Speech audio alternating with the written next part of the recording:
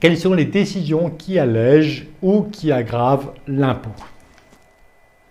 Alors, considérez toujours la fiscalité dans son ensemble. Impôt sur le revenu, impôt sur la plus-value, droit d'enregistrement, droit de mutation à titre gratuit et l'IFI. Et on va voir les décisions qui allègent ou qui renforcent l'imposition. Impôt sur le revenu. Je rigole, j'allège l'impôt pour l'emprunt. Parce que les intérêts de l'emprunt contracté pour l'acquisition, la construction, la réparation sont déductibles des revenus fonciers, que l'emprunt soit contracté directement par la société ou par l'associé directement.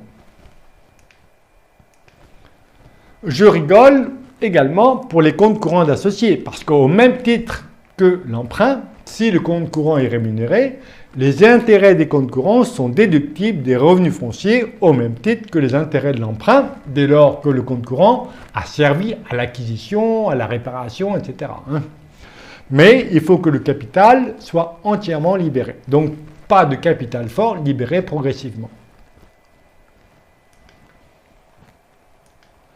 Cession de part, impôt sur la plus-value, a avantage à la société civile à prépondérance immobilière, puisque 158B du Code général des impôts, je vends les parts d'une société civile à prépondérance immobilière, qui, je le rappelle, une société civile est à prépondérance immobilière dès lors qu'elle détient plus de 50% de biens et de droits immobiliers à la clôture des 3 derniers exercices.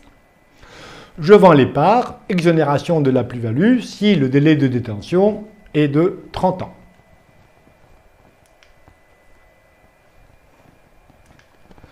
Compte courant, je rigole également pour l'impôt sur la plus-value. Pourquoi? Parce que la part du prix correspondant au compte courant n'est pas imposable à la plus-value.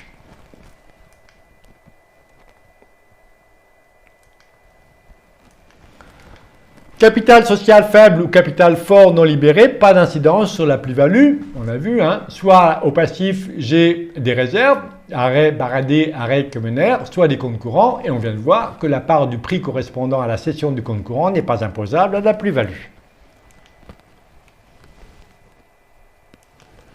Capital fort non libéré, à rejeter. D'ailleurs, on ne peut pas rémunérer les comptes courants d'associés.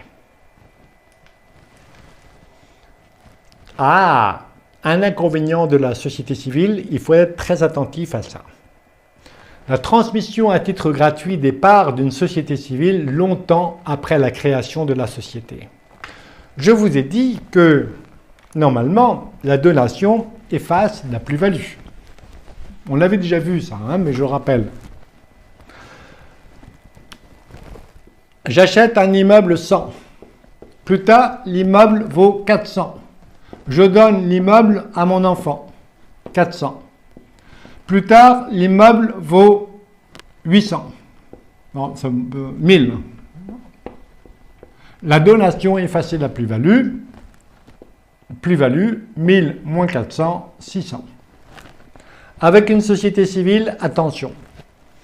La société civile achète un immeuble 100.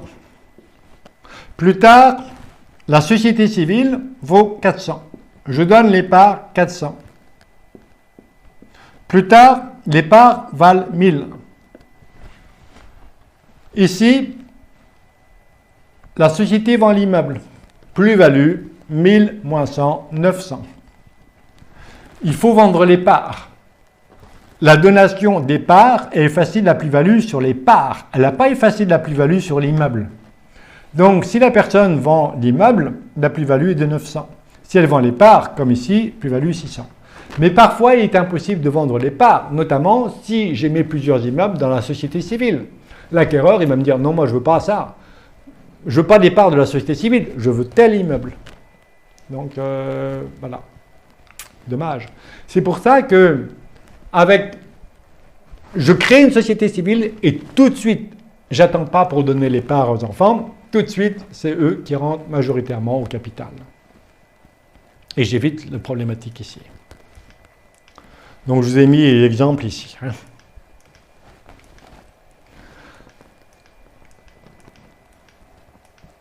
La mutation à titre gratuit des parts n'efface pas la plus-value relative à l'immeuble détenu par la société. Droits d'enregistrement sur les cessions de parts. On a vu que les droits d'enregistrement sont de 5% si la société est à prépondérance immobilière ou de 3% avec l'abattement de 23 000 € si elle n'est pas à prépondérance immobilière. En général, les droits d'enregistrement, sauf clause contraire, sont à la charge de l'acquéreur. Oui? Est-ce que vous pouvez juste réexpliquer rapidement c'est quoi les droits d'enregistrement? J'arrive jamais à retenir. Ah, alors, c'est des... on peut se poser qu'est-ce que c'est. Je ne vais pas faire la philosophie de l'impôt, hein, mais c'est un impôt au même titre que l'impôt sur la plus-value, l'impôt sur le revenu. J'ai un impôt sur les droits d'enregistrement. La cession de titres de société, l'acquéreur, il doit payer un impôt. L'impôt qui est de, je simplifie, 0,1% pour les actions. Mais ça, c'est obligé. Hein. Dès qu'il y a une cession de parts, publicité et les droits de mutation, les droits d'enregistrement et les droits de mutation sont dus. Hein. Donc, 0,1% s'il s'agit d'actions, 3% avec un abattement de 23 000 € s'il s'agit de parts sociales, SARL, société civile, sauf si la société, que ce soit des actions ou des parts sociales, si elle a prépondérance immobilière, comme les droits d'enregistrement sur un immeuble sont de 5%. Je ne sais pas si j'ai répondu. C'est un impôt, je ne peux pas vous dire plus. Hein. En fait, tout bêtement, si on enregistre auprès du greffe du tribunal de commerce, comme quoi on fait telle opération et on paye un impôt. Ah ben, la publicité de la cession de titres est obligatoire. Hein. C'est pas à vous dire, tiens, je ne déclare pas, et puis comme ça, j'ai lu des droits d'enregistrement. Hein. Je cherchais à comprendre la philosophie de l'impôt. Merci. Merci. Il n'y a pas de philosophie de l'impôt. L'impôt, c'est con. Non, je plaisante.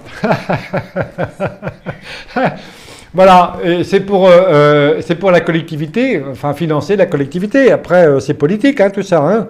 Mais vous avez des impôts, on peut se poser la question du pourquoi. Hein. Pourquoi un impôt sur la plus-value? Pourquoi le droit d'enregistrement?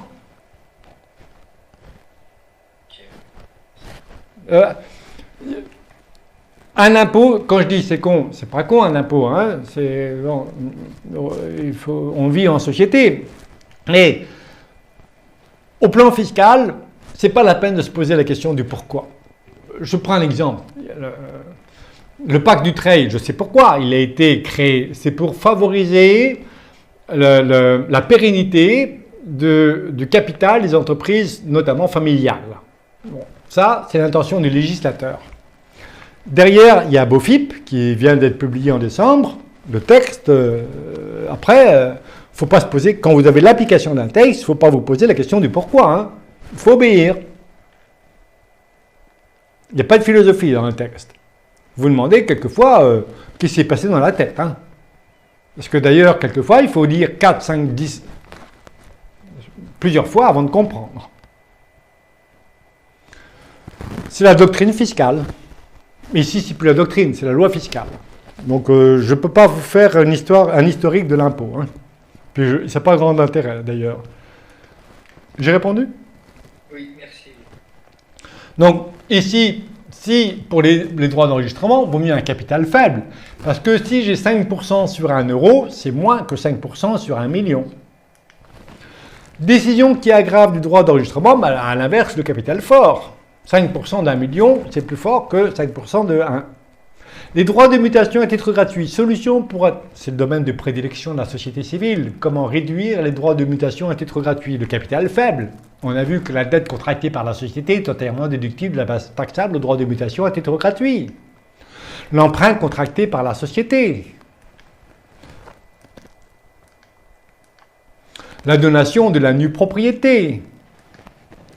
La valeur fiscale du 669, l'emprunt amortissable plutôt qu'in fine. On a vu un exemple où le crédit amortissable, c'est mieux en termes de la transmission. Pourquoi? Parce que la société a moins d'intérêt de l'emprunt à verser, donc il y a plus de bénéfices qui peuvent être portés en réserve réserve ou en report à nouveau qui peuvent être transmises aux enfants. Alors que le crédit in fine, il y a 2 fois plus d'intérêt de l'emprunt, donc il y a 2 fois moins de bénéfices, et donc il y a 2 fois moins de réserves qui sont transmises aux enfants. Voilà, donc j'ai remis un exemple ici, je passe. La clause de répartition inégalitaire des dividendes et des pertes, on a vu le risque.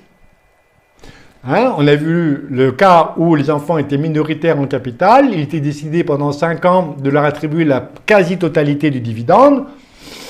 Abus de droit, donation indirecte, non, mais pour moi, il y a un risque maintenant d'abus de droit pour but principalement fiscal. A, particularité de la société civile, la LIR, paiement de l'impôt sur la plus-value par l'usufruitier à la place du nu propriétaire. C'est comme si je lui donnais de l'argent pour qu'il paye l'impôt. Je paye un impôt à la place d'un autre, c'est comme si je faisais une libéralité. On a vu que l'administration fiscale, par une convention conclue avant la clôture de l'exercice, par une répartition différente de l'impôt, était admissible. L'abattement pour illiquidité.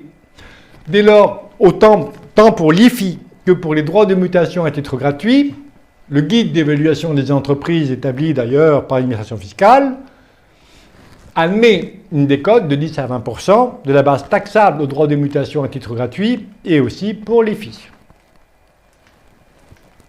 Décision qui aggrave les droits de mutation à titre gratuit, le capital fort libéré immédiatement et le recours à l'emprunt. L'emprunt était souscrit personnellement par l'associé. Parce que l'emprunt contracté personnellement par l'associé n'est pas déductible de la base taxable aux droits de mutation à titre gratuit. Comptabilisation des amortissements. Dans une société civile à l'IR, attention, ne jamais comptabiliser les amortissements d'une société civile à l'IR. D'abord, les amortissements ne sont pas déductibles d'une société civile à l'IR. Mais si je comptabilise les amortissements sont une charge d'écriture comptable qui viennent diminuer le bénéfice qui aurait pu être porté en report à nouveau ou en réserve pour une transmission aux enfants. Distribution par imputation en compte courant d'associé. Non, non, non, non, non. Si le client n'a pas besoin d'argent, il vaut mieux qu'il porte les bénéfices en report à nouveau en réserve et non pas de distribuer par imputation en compte courant d'associé, parce que si l'argent revient dans son patrimoine, il sera à nouveau taxé au moment du décès.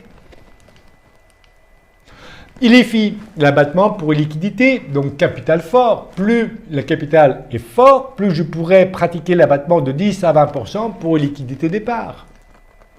Et voilà le tableau de résumé.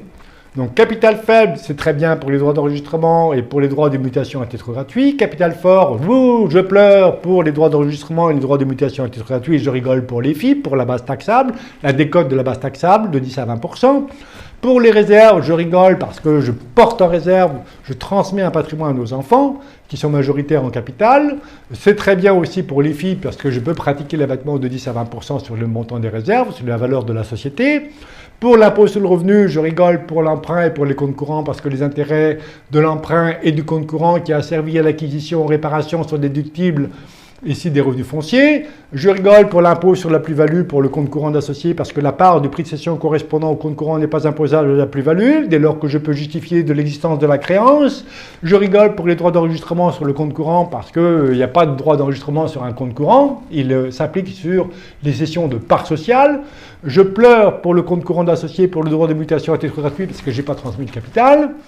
Je pleure également pour les amortissements, ne jamais comptabiliser les amortissements parce que c'est une charge qui diminue le montant du bénéfice qui peut être porté en report à nouveau pour une transmission. Et je peux rigoler pour les dividendes inégalitaires. Je vous remercie.